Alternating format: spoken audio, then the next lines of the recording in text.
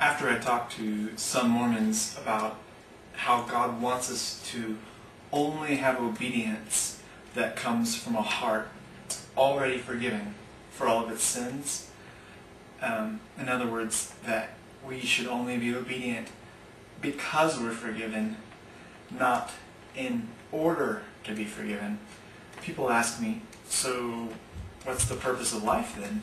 And I think that's a great question, because the person understands that salvation is connected to the purpose of life.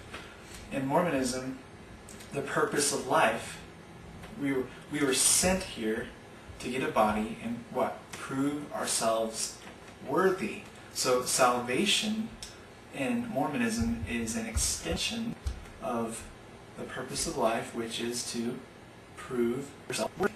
When we take that away, people ask, well, what's the purpose of life? And the purpose of life is to honor, to appreciate, to love, to adore, to love God, to enjoy God. That is the purpose of life. It's not a step on a ladder to something bigger.